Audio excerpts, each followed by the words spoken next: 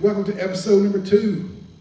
Today, by the way, my name's Doug, and this is Cody. You guys remember I said something about last week, we're going to have him as a guest today, or this time, or not last week, but last episode. So Cody, if you would, sir, your testimony is here. I'd like to hear it, please, sir. All right, man. Well, thank you for letting me be able to come join with you in this adventure, and I'll look at the thanks out to the Lord to be able to have the opportunity to do so. My name's Cody. I'm born and raised from Pennsylvania. I've been down here for about 6 years now. So, for my story, I wasn't born and raised in any little bit of a Christian background, or really any religious background. My parents went whenever they were kids, but whenever they got out of school and whenever I was born, there wasn't really as much of a push to be able to go do it. And my parents both said that, hey, we don't want to push this on him if he doesn't want it. So I grew up completely no desire to know anything about the Lord.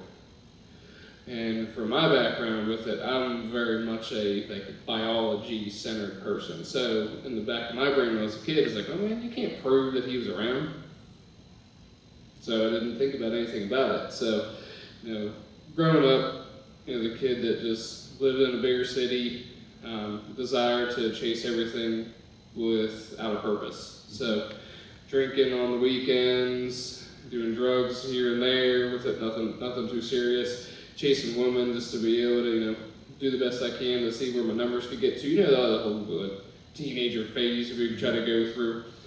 And still no desire. People around me asking me, hey, do you know who the Lord is? I'm like, nah, man, I don't know what you're talking about. So skipped over it.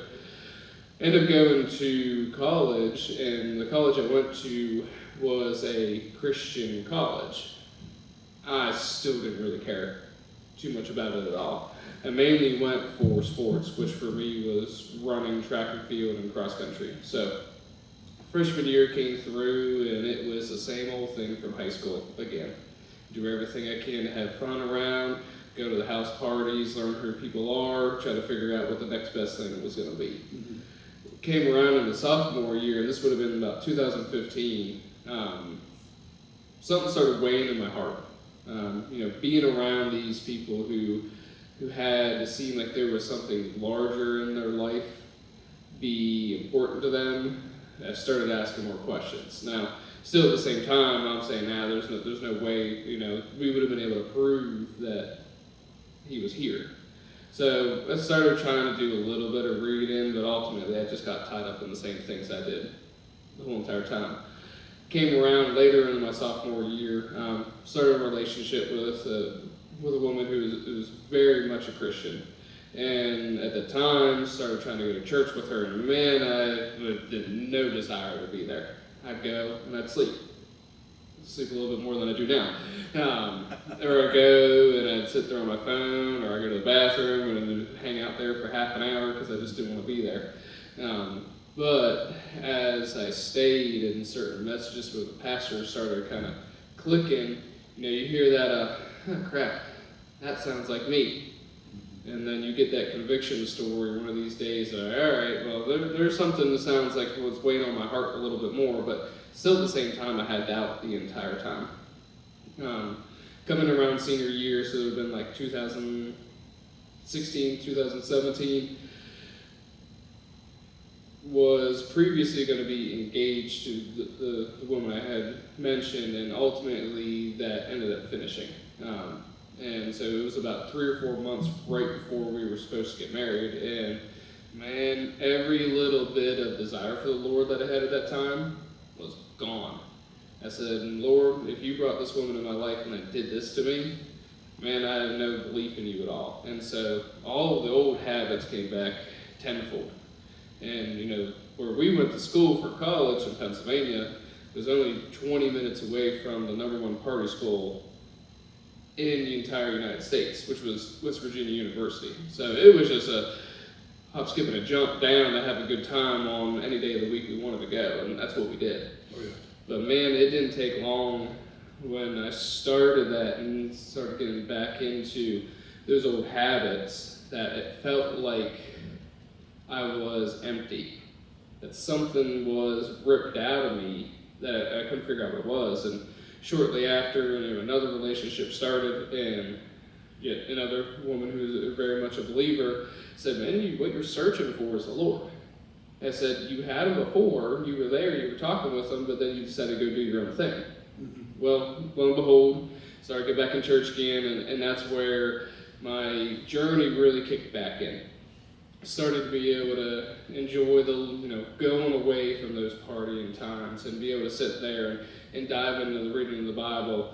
And, lo and behold, however much time later, I'm in grad school, and same story another time around. This woman who I thought was put in my life, and nothing against these women at all, they're great people and all that, just using part of the story, ripped out from my life, and it was another scenario. Same old thing, just a couple years later was, hey man, okay, Lord, you put her in here, now I'm gone, now she's gone again, so I'm just going to go back to doing my own thing. And I was living in the city of Pittsburgh, so access to whatever you wanted was right there for you. Oh yeah. And one day I remember coming back from Tequila Cowboy, which was one of the kind of higher, well not really higher ups, but just the fun places to be on a weekend.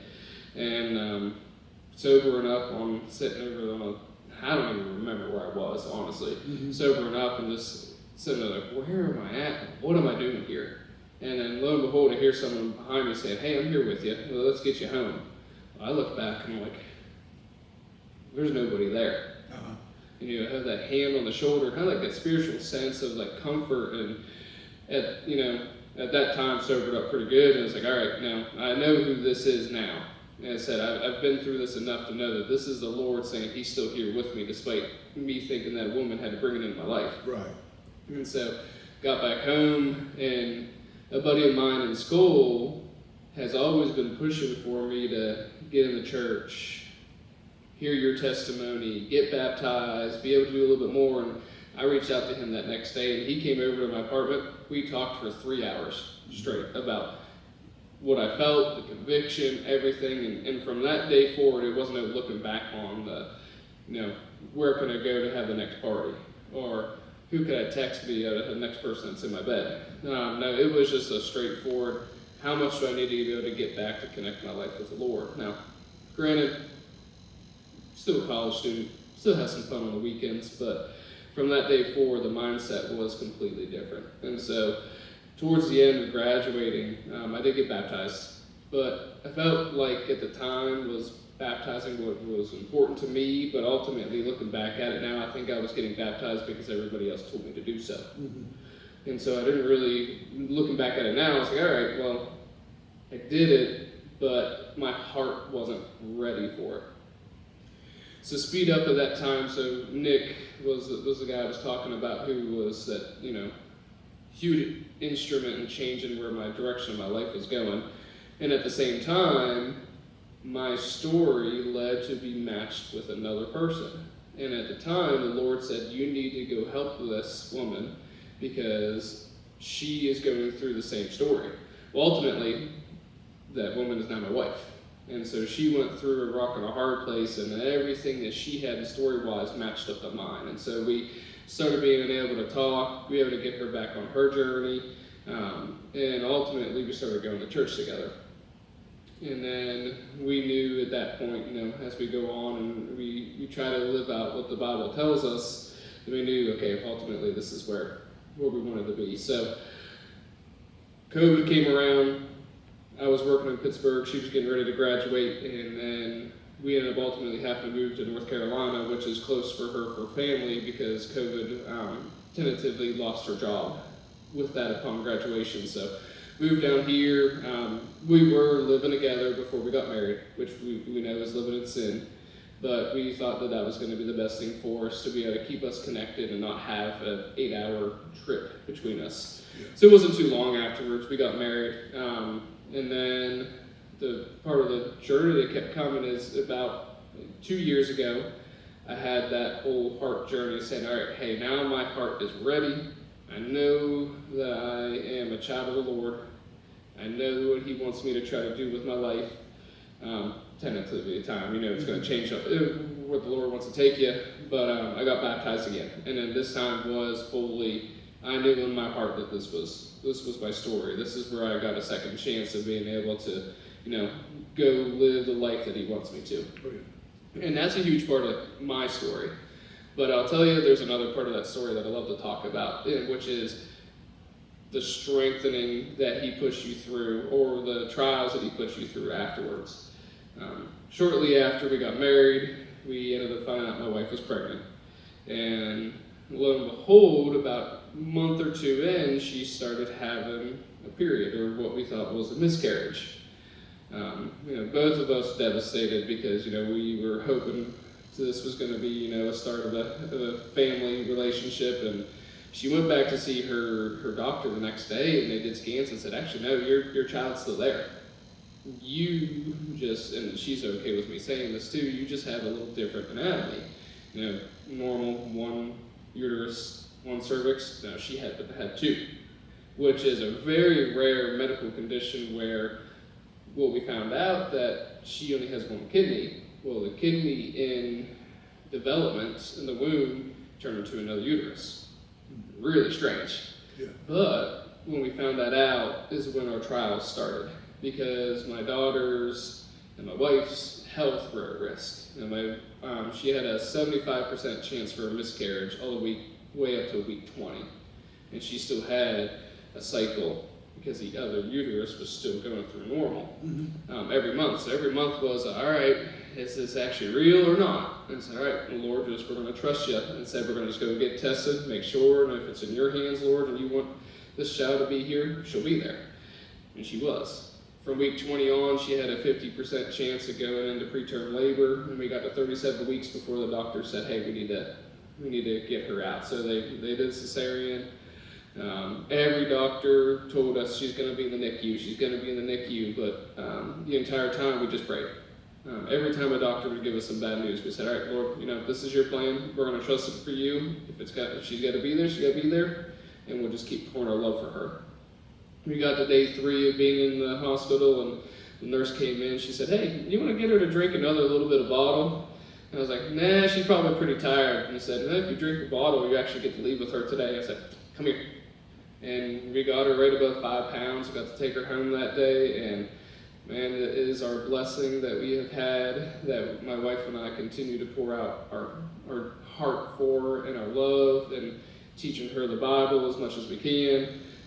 She is almost a 3-year-old, so it's still a little fun trying to get her to learn some of these things, but it's been a blast. But that whole time the Lord said, I'm going to test you. I'm going to put you in a scenario where you have to lean on me, because I'm a fixer.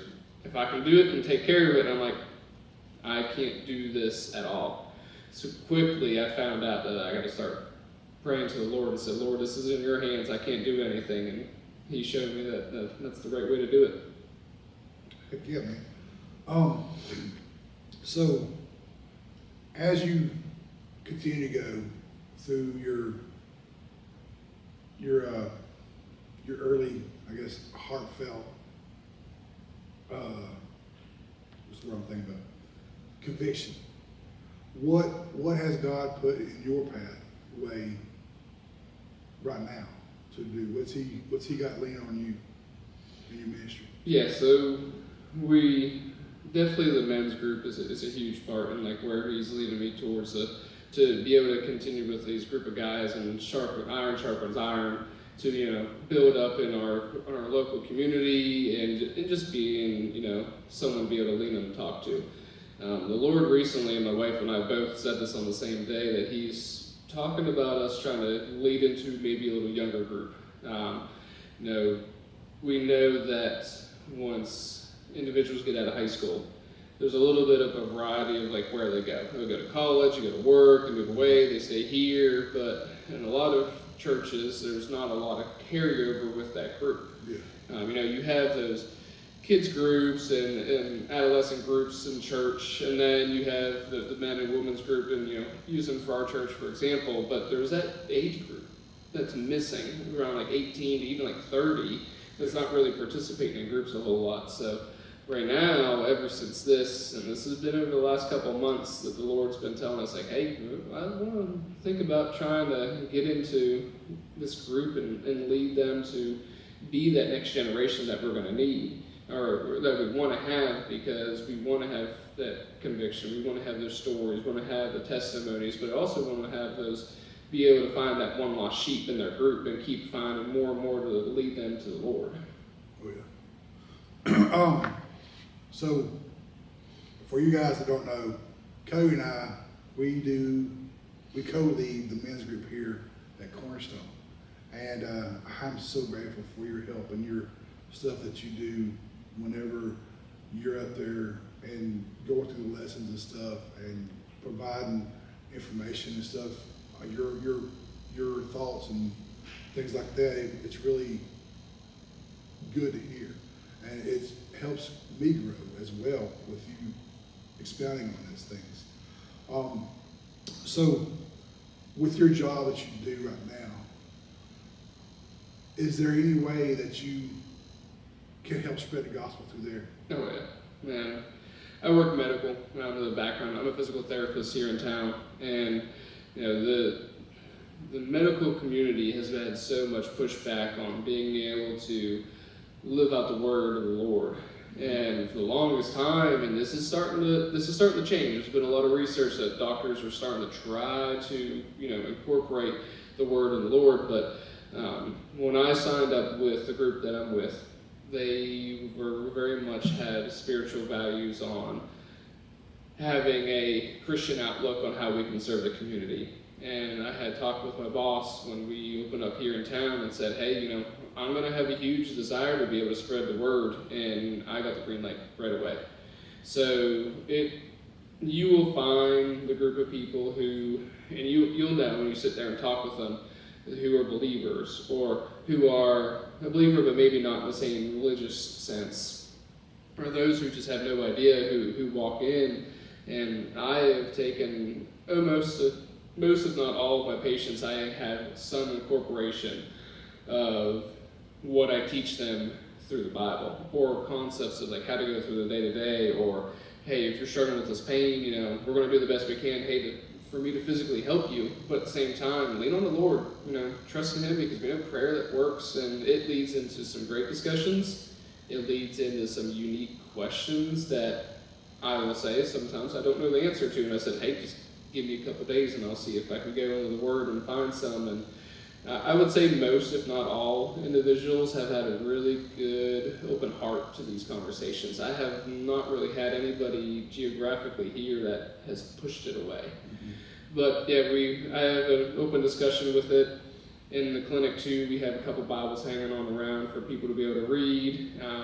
Thanks to Doug, and he's got these small little Jesus figures that kind of are hidden around the clinic.